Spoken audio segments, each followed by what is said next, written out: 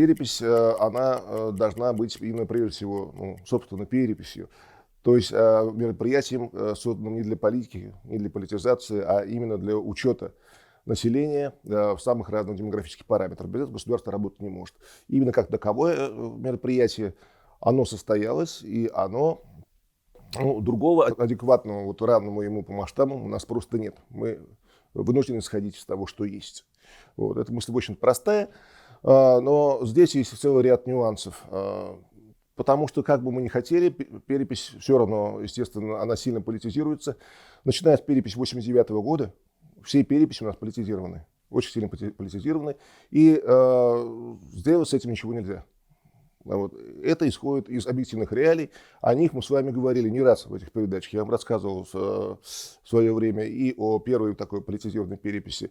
Ее еще журналисты Лигачевской переписи называют, аномальная перепись, так называемая, 1989 года, и перепись 2002 года, и 2010, и 2020, 2021. Все они в той или иной степени политизированы.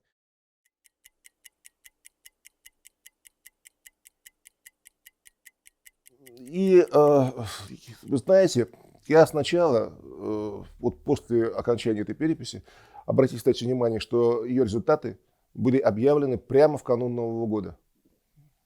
Именно по этой причине, потому что она достаточно политизирована, и ее результаты, причем любые результаты, вызовут достаточно широкий общественный резонанс. И она, естественно, очень долго обрабатывалась, и они, естественно, его вызвали, тем более, что они были достаточно интересны в этом плане. Я сам не демограф, поэтому не буду касаться именно демографических тонкостей этой переписи. Я скажу только об этнополитологической ее составляющей, потому что здесь я имею определенное право судить о ней. И, вы знаете, я сначала намеренно взял паузу. Я достаточно долго вообще ее не комментировал, хотя комментировал достаточно большое количество людей. И одной из причин была вполне ожидаемая, кстати, просто шоковая реакция на эту перепись у наших братьев, наших соседей из Казани, из Татарстана.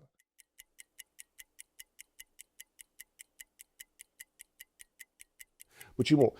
Потому что, вы смотрите, вообще по результатам этой переписи можно разделить и по реакции на нее, и по самим результатам страну, условно, точнее республики, я буду сейчас касаться сначала только национальных республик в основном, и областей, где есть население с компактно проживающими народами России.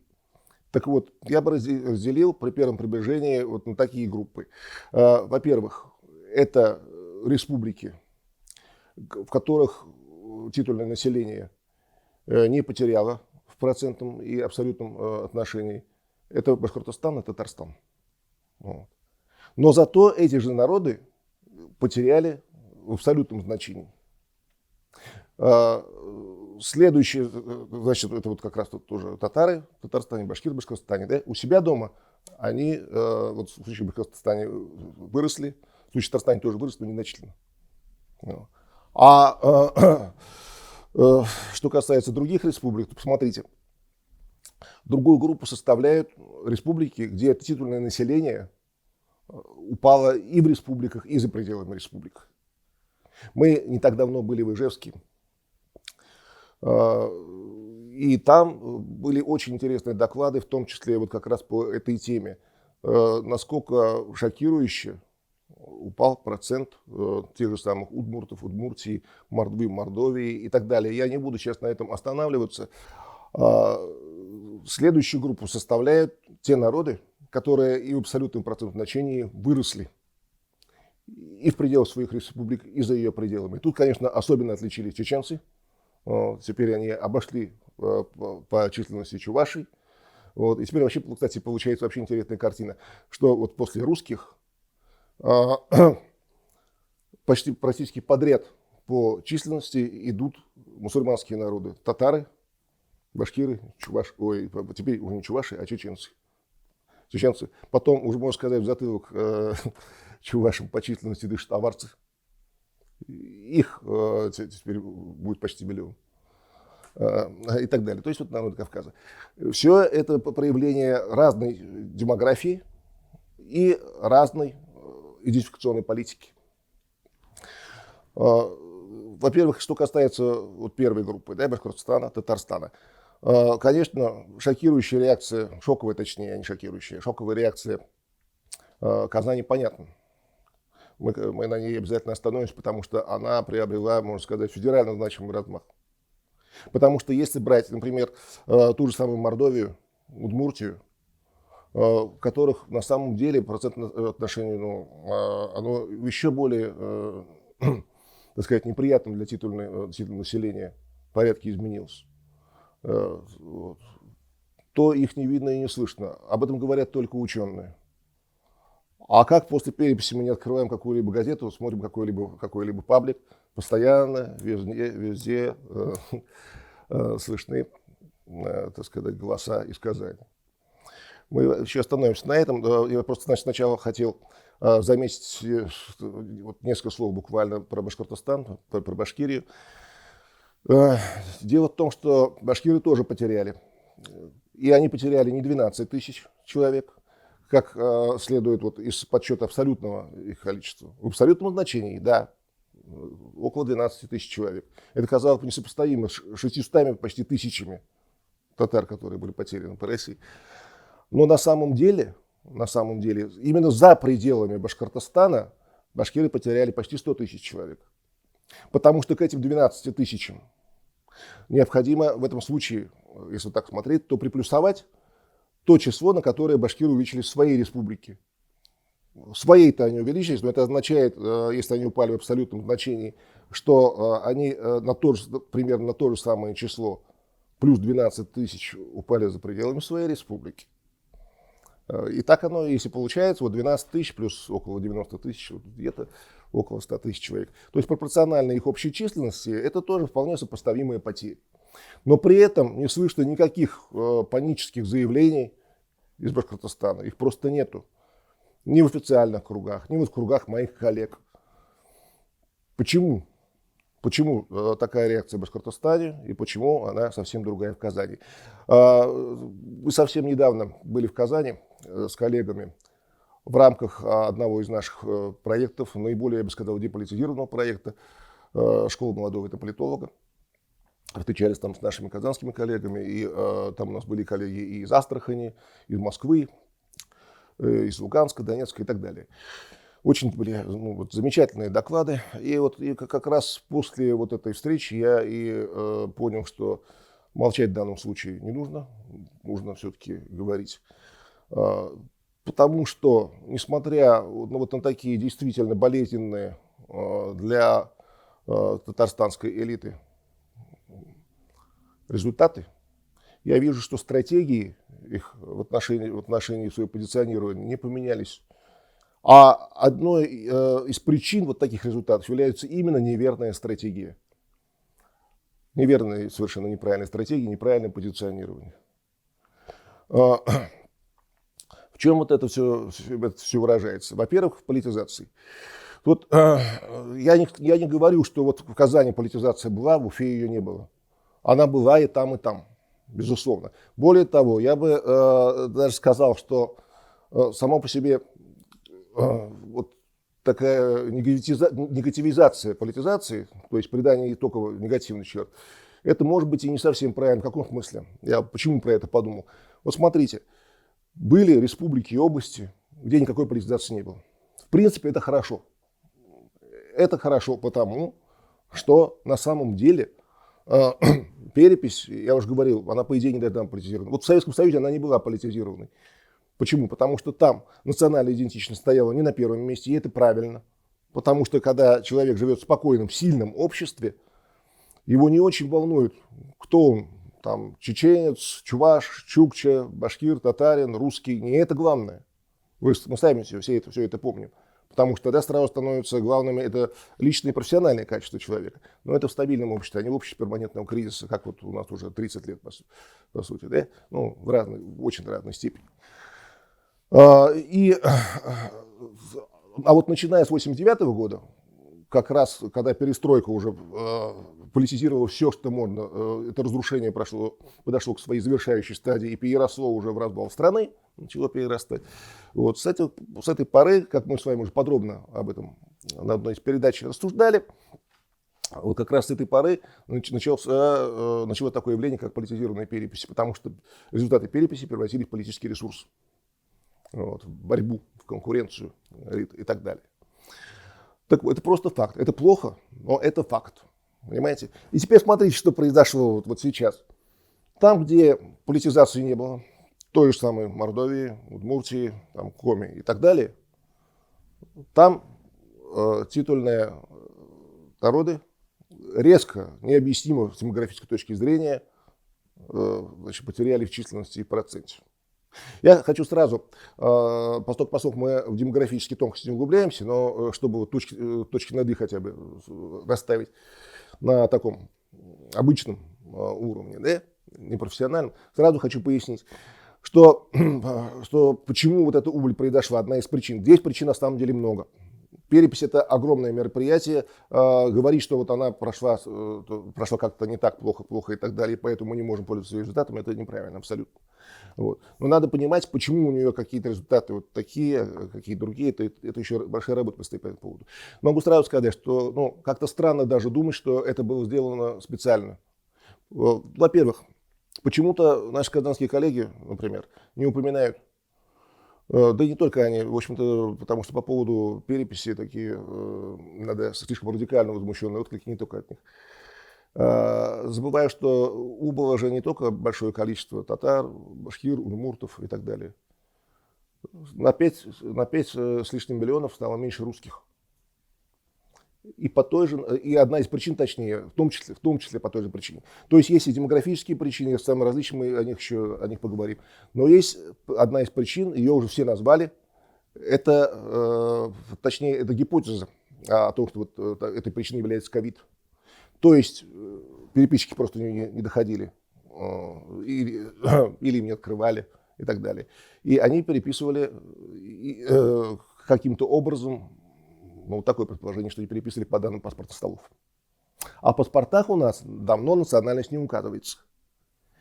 Вот. И действительно мы видим по результатам переписей, что из почти 17 миллионов людей, которые оказались без национальности, около 7 миллионов, насколько я помню, это не потерянные, так сказать, не сфальсифицированные данные, а вот именно просто люди, которые действительно по той или иной причине не пожелали назвать свою национальность. Такое тоже бывает, и их количество сильно выросло, это тоже отдельный показатель. Но около 10 миллионов просто оказались без национальности. Вот. Они акцентированно сказали, нет, я вот ни за что не называю. Скорее всего, это просто люди, которых переписали по паспортным. Есть такая гипотеза, и я пока вот не вижу оснований, чтобы считать ее ничтожной. Вполне вероятно. Тогда все легко объясняется. Объясняется, значит, почему настолько резкий, так сказать, упадок процентного и абсолютного соотношения многих народов, в том числе русских, в том числе татар, башкир и так далее. И обратите внимание, за пределами своих регионов башкиров и татар. А вот там, где перепись не была политизированной, как я говорил, в Удмуртии, в Мордовии и так далее, там этот процесс пошел и в самих республиках тоже. Потому что никто о нем не заботился акцентированно. Вот так не говорю, что число имеет значение. Вот. И результат получился вот именно такой. А он действительно негативный. Вот то, что часть людей по национальности не была учтена и вообще не была учтена по переписи. Ну, это, понятное дело, во-первых, плохо, потому что это нарушает задачу самой переписи. Да? Уже само по себе это плохо. Кроме того, это плохо, потому что может возбуждать у национально акцентированной части интеллигенции определенные претензии. Вот как мы видим на достаточно ярком примере, скажем, в Казани. Да? Просто голос, скажем, Удмуртии, Мордовии просто потише. Но он тоже есть, потому что это понятно. Это понятно, потому что такое необоснованное уменьшение количества народов, это что означает, что у нас в России они ударным темпом ассимилируются, что ли? Это не так на самом деле. Вот. Это с одной стороны. С другой стороны, то есть, с одной стороны, у нас получается, что определенная доля политизации в наших условиях оказалась нужной. Ну, определенная, в меру. То есть, которая просто показывала более внимательное отношение к переписи. Я сейчас говорю только с точки зрения вот, национальных отношений, национальной идентичности. Но, в принципе, политизация показала свой вред, свои недостатки, особенно как раз на примере тех, кто больше всего перепись политизировал. Это как раз на примере Казани.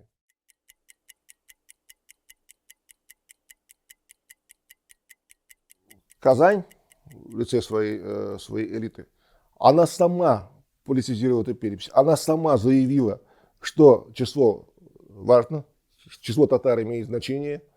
Вот, заявила об этом на федеральном уровне. Развернула очень масштабную кампанию. Это огромные деньги были вкачаны. Просто удивительно. Вот со стороны, вот, в принципе, в Башкирии тоже, можно сказать, что политическое значение переписи, конечно, понимали и придавали ей определенное значение. Но вот такого здесь, конечно, точно не было.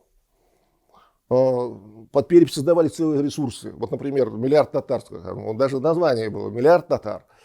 И вот теперь, представляете, создали вот этот миллиард татар, там около 40 штатных единиц, насколько я слышал. Это именно под перепись, именно под кураторством Татмедиа, который отчитывался прямо публично перед самим Минихановым и так далее. Миллиард татар и, наоборот, до 600 тысяч татар меньше. Вот. То есть сначала нагнетали, создали огромные завышенные ожидания, а вместо этого такой удар по самолюбию. Ну, естественно.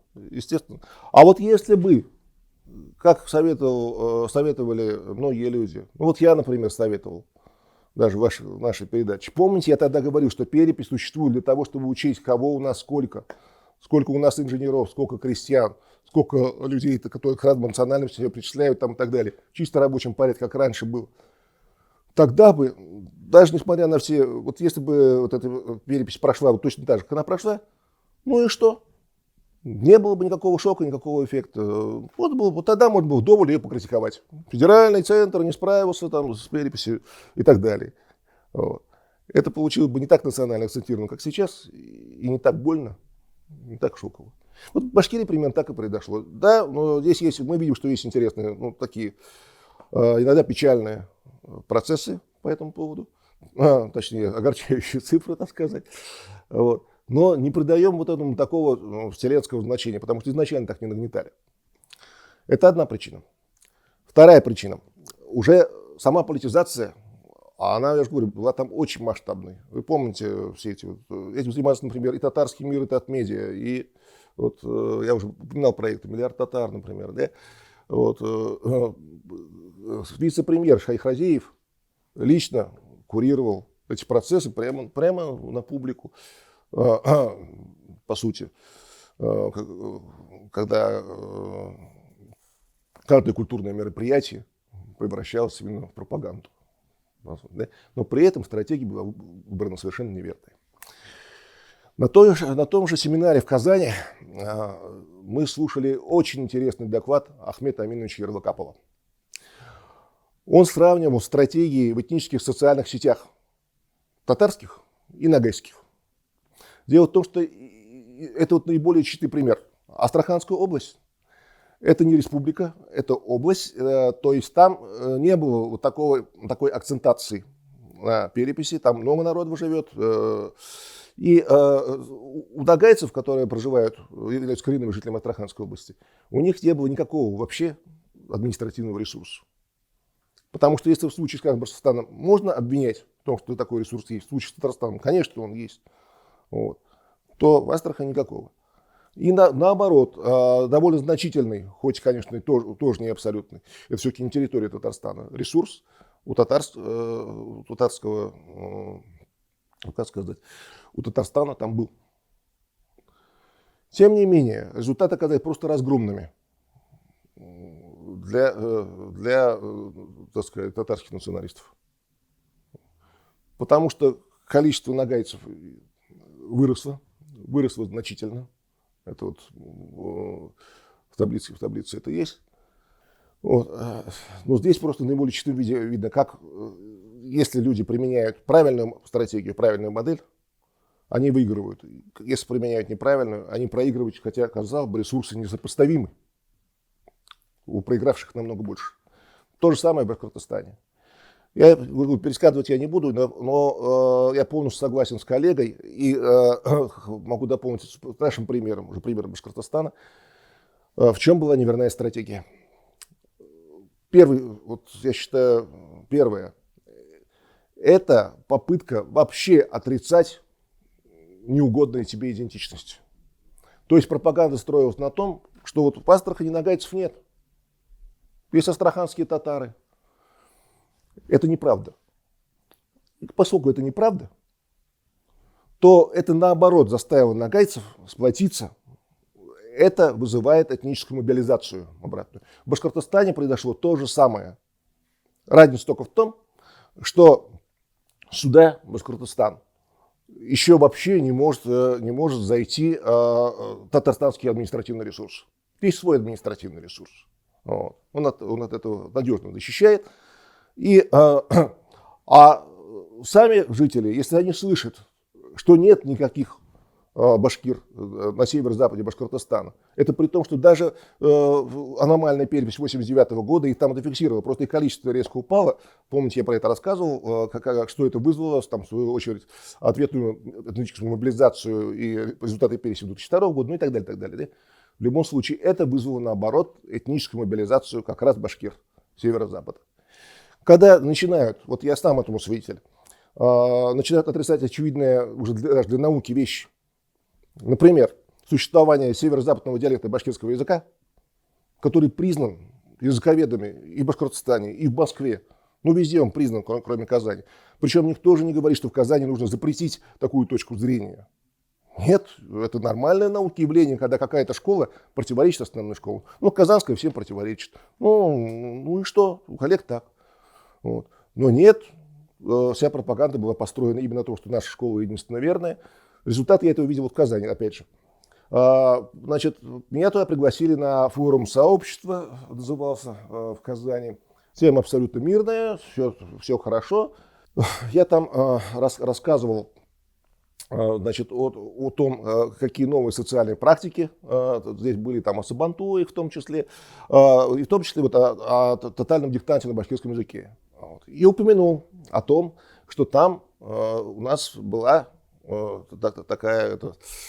такая часть этого диктанта, как диктант на северо-западном диалекте башкирского языка, помните, да? И там были очень красноречивые цифры. Подделать их невозможно, потому что это дело было во время ковида. Люди писали часто онлайн. Значит, то есть те, кто писал на северо-западном диалекте башкирского языка, ну, он писал сам, это понятно. И тем не менее, каждый год эти цифры росли. Там 50 тысяч, 55 тысяч и так далее. Я сейчас точно не скажу, я уже рассказывал вам про это дело. Вот. И тут поднимается Бухтияр Измайлов и заявляет, значит, причем в таком тоне с претензиями, что северо-западного диалекта башкирского языка вообще не существует, это татарский. Что это татарский язык? Ну вот зачем отрицать очевидно? Точка зрения у тебя такая, хорошо, но не надо при всех, естественно, там сидят все, естественно, у всех несколько, так сказать, реакция такая благожелательно успокаивающая. Вот. Ну, это же ясно. Другой пример, вот из той же оперы. Вот это одна из причин, почему я решил все-таки свое мнение высказать, несмотря на вот такую шоковую реакцию наших татарских коллег. Потому что они продолжают эту самую стратегию, которая привела их к провалу. Стратегия неприятная для всех, а для них самих она еще ведет вот к такому когнитивному диссонансу, к идейному поражению. Пожалуйста, проходит немного времени, вот недавно на днях была дискуссия в Институте языковедения ИРАН, дискуссия онлайн, выступал там Олег Хисамов. Это известный татарский, казанский филолог. Я тоже там присутствовал, поскольку я сам абсолютно не лингвист, мне интересно, что по этому поводу говорят лингвисты. А он выступал с докладом о, значит, языке татар Сибири, о языке сибирских татар. Точнее, не татар.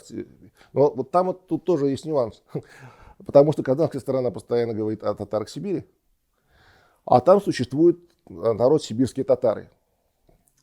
Являются ли они, сибирские татары, отдельным народом или являются субэтносом татар поволжских, да, это дискуссионный как раз вопрос. Но то, что их язык точно является отдельным, ну, в этом не сомневается, по-моему, никто, кроме Казани. Язык сибирских татар признан отдельным языком, еще ЮНЕСКО еще признал его отдельным языком. Вот. Если бы тот же самый Олег Хисамов, уважаемый филолог, свой доклад посвятил лингвистическим тонкостям, вот все бы с удовольствием послушали, вот я бы, например, просто с удовольствием послушал там, дискуссию, там, что ты, может быть, понял бы и так далее. Но нет, он весь свой доклад, по крайней мере, значительная его часть, посвятил теме, которой он явно не силен. Это был очень политизированный доклад. Он сразу там начал про историю татар, там вот, чуть ли нет савиров, их повел там, и так далее. То есть вот просто по кальке татаризма, как идеология, о которой я вам говорил. Результат. Значит, тут там еще, кстати, подключился еще Искандер Измайлов. Ну, тут все ясно стало, что там получилось. Получилась просто такая карикатурная даже политизация доклада. Естественно, это заметили все. И, в общем-то, доклад получился, я бы не сказал, что он, так сказать, соответствует тем ожиданиям, на которые, видимо, докладчики рассчитывали. То есть, более того, теперь его рассматривают в самих татарских средствах, казанских средствах массовой информации как провальный. Как то, что там получил скандал, хотя никакого скандала, провала не было. Это обычная дискуссия в Институте языковедения РАН. Просто там в конце этой дискуссии, подводя ей итог, профессор Кибрик сказал очевидные, в общем-то, вещи. Он сказал, что Институт языкознания РАН также исходит из того, что язык сибирских татар – это отдельный язык. Вот, все, это чисто лингвистическая, казалось бы, проблема. Нет, после этого выходит материал в Казан Фест, как раз Ильнура Ерхамова, которого тоже вместе с тем же Искандером Измайловым зажигал во время переписи. Я считаю, очень сильно опустил планку. Репутацию, я бы сказал, казанских масс-медиа. И вот там выясняется оттуда, что якобы татары понесли ужасное поражение, что вот теперь от них откололи сибирских татар. Во-первых, это разность языков сама по себе, о чем, кстати, потом Хисамов сказал, уже отвечая на вопрос журналистов. Вот тут он правильно сказал. Разность языков еще не означает разность народа. Это разные вопросы, проблемы это разные. Нет, их тут сразу смешали. А во-вторых, и главных, даже если и так, и что?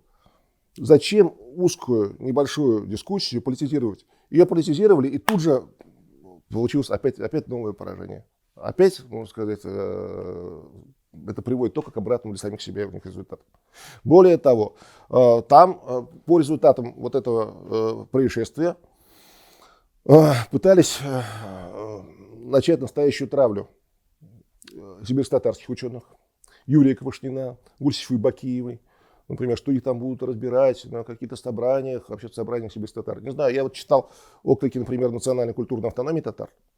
Вот. Там просто поддержали ту же самую Гульсифу Бакиеву, Юрия Квашнина и так далее. И это вот очень показательный пример. Потому что в отличие от ногайского кейса, где пример был прямо хрестоматийным, вот уже по результатам переписи, от башкирского кейса, где то же самое, он был хрестоматийным. Как раз в Сибири по переписи самих сибирских татар мало, достаточно, да? Ну, казалось бы, радуйтесь по этому поводу. Нет, надо было обязательно в совершенно академическом мероприятии влезть таким образом, что превратить его в политизированное. Вот. И тут же закончить опять вот таким плачем Ярослава. Ну, это же неправильная стратегия. Вот. Другой пример. Не успели завершить вот этот кейс, который провалом закончился. Почему провалом? Вот я просто еще раз эту мысль повторю. Потому что сами подчеркнули политическое значение этой переписи. Сами. Никто этого не просил. То есть много татар будет, значит это хорошо, значит мы победили.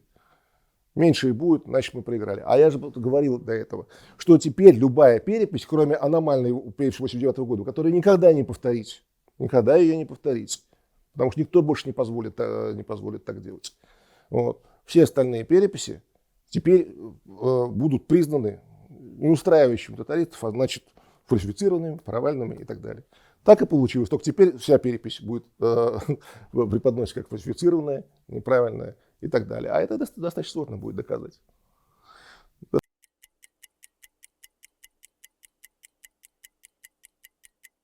Смотрите, по самим республикам, по Башкортостану, Татарстану, вот именно вот эти две республики выделяются тем, что там все получилось не так печально для населяющих ее народов, скажем так, да, потому что ситуация была под контролем. Я считаю, что именно в них, в обоих этих республиках, результатам доверять можно, более-менее. Почему? Контроль был определенный, да, то есть там не по паспортам переписывали. Вот. При этом в обоих республиках, и в общем это признают все, количество соотношение народов, которые там проживают, получилось правдоподобным. Оно получилось, в общем-то, в пределах допуска, все нормально. Хотя помните же тоже, какие были отчаянные крики о том, что в Башкортостане там резко упадет количество татар, там все будет очень плохо. Оно упало, конечно, оно упало. Вот. Тут сразу целый фактор причин. И основная из них, я считаю, не демографическая, а идентификационная. Да, скорее всего, основная часть это та часть населения с двойственной идентичностью, да, которая ранее была татарами, записывалась татарами, переписалась башкирами. Но их не очень много получилось. Не очень много, как я и говорил, маятник качается затухающей амплитудой сам по себе.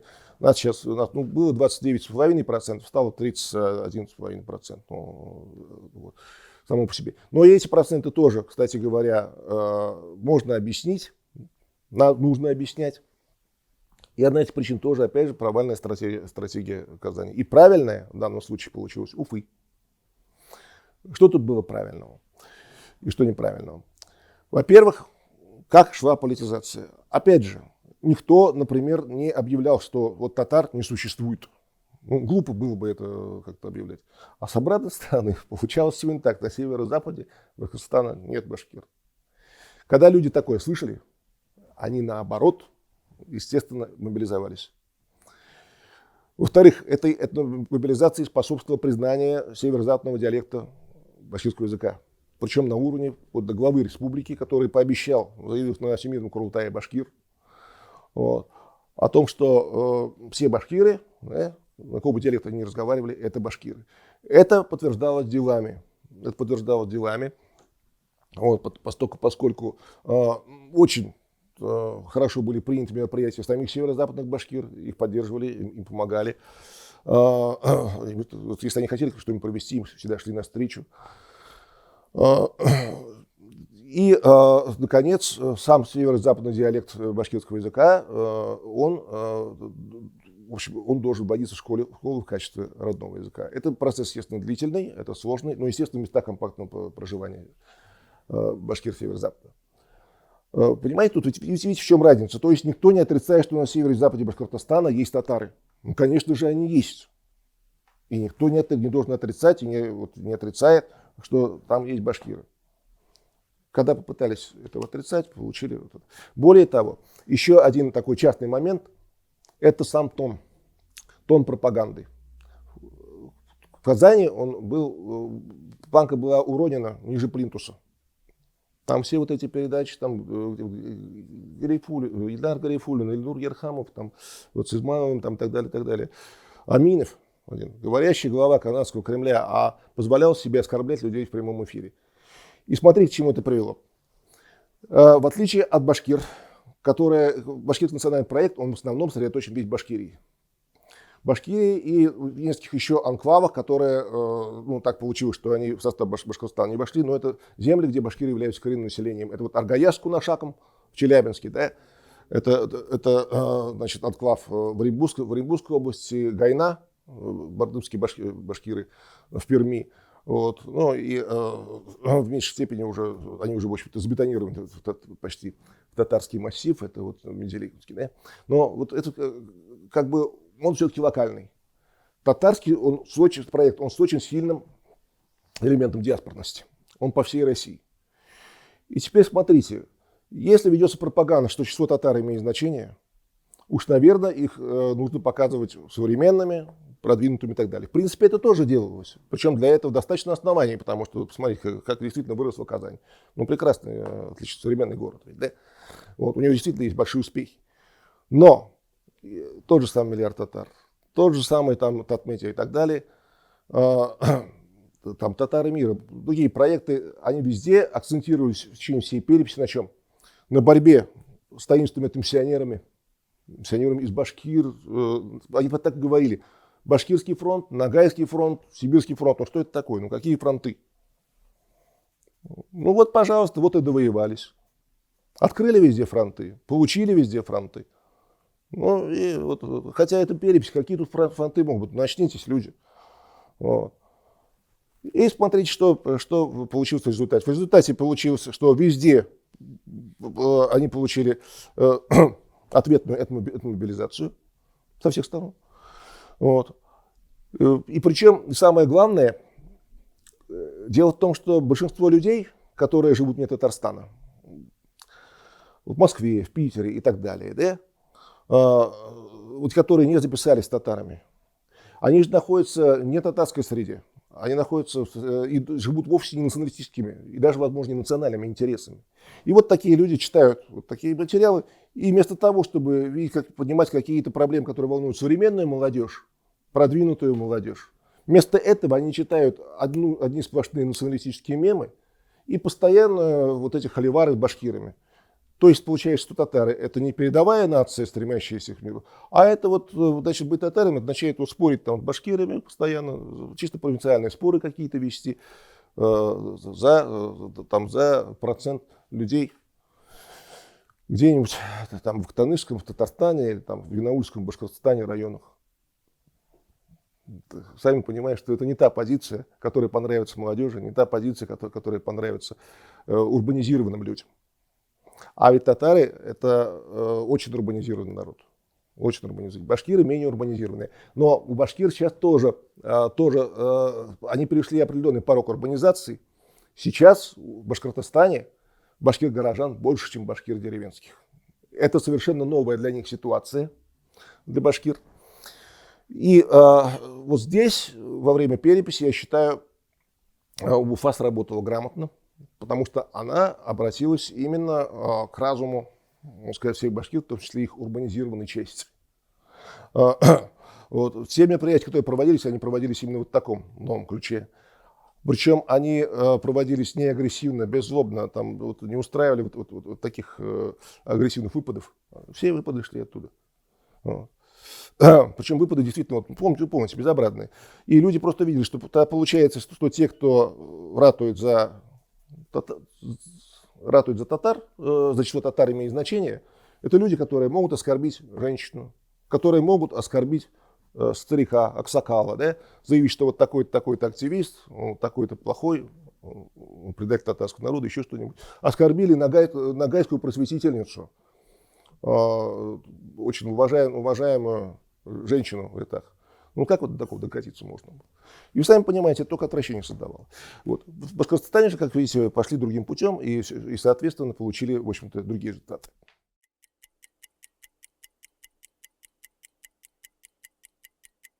Итак, смотрите, я оцениваю результаты по нашей республике, более того, по нашим республикам, и Башкортостану, и Татарстану, в самих республиках, как удовлетворительные. В той или иной степени, там, понятно, все будут искать подробности, шероховатости, это нормально, это нормально. За их пределами, да, очень много вопросов. Очень много вопросов. Точнее, вот, обоснованные гипотезы уже есть, как все получилось. Примеры административного вмешательства, возможно, тоже есть. Вот очень много вопросов, я считаю, по Бардымскому району Перми. Там тоже появились чудеса в стиле 89 года. Но ладно, это отдельный вопрос. Значит, много интересных кейсов было. Я уже рассказывал про ногайский кейс вкратце и так далее. В целом, я хочу еще раз подчеркнуть, что сама по себе перепись – это мероприятие очень масштабное. Да? Меня несколько удивляла позиция федеральных спикеров некоторых, которые сразу начинали оправдываться. Вот это, кстати, очень опасный признак. Перестройка начиналась с того, что когда начинали оправдываться общесоюзные спикеры, даже при том, что перепись действительно вызывает много вопросов. Да. Так, извините меня, и условия были очень неординарные, скажем так. Тот же ковид, он приключается не раз в 10 лет, даже не раз в 50. Вот. Ну, то есть в этом плане эта позиция меня удивляет. Со своей стороны могу сказать, что да, вопросы по этой переписи есть. И мы с коллегами в Ижевске и в Казани много про это говорили. Эти вопросы, они еще будут анализироваться. Но в любом случае уже первые данные по ним, в том числе включая мое скромное мнение, которое я сейчас достаточно подробно изложил, уже можно сделать определенные выводы. И один из этих выводов, что, во-первых, тут нужно соблюдать золотую середину, что касается политизации. Излишняя политизация. Политизация вообще в целом, она, конечно, вредна для переписи. Но поскольку без нее все равно не обойдется, надо просто, чтобы она была в меру. Вот. Все-таки помнить иерархию, чтобы была, для чего перепись вообще существует. Что она существует для учета, без которого страна не может жить. Вот. А тем более в наше время, когда нужно быть очень осторожным, в том числе очень осторожным с вопросом национальной идентичности. Потому что тоже такие вещи, как резкое падение учета национальности где-либо, оно может быть болезненно воспринято. А оно для многих народов, это можно сказать. И если они не кричат, как там кричат некоторые, да, это не означает, что у них вопросов нет. Просто они привыкли скромно эти вопросы держать при себе. Или только там в чисто научных кругах, как мы в Ижевске с нашими коллегами их обсуждали. Но эти вопросы надо поднимать. Так что я считаю, что вопросы этой переписи нужно, конечно, обсуждать. Обсуждать их нужно спокойно, в инженерном таком ключе. Именно так, как мы предлагали это делать с самого начала. Именно так, как, помните, во время самой переписи предлагали на вашей замечательной передаче.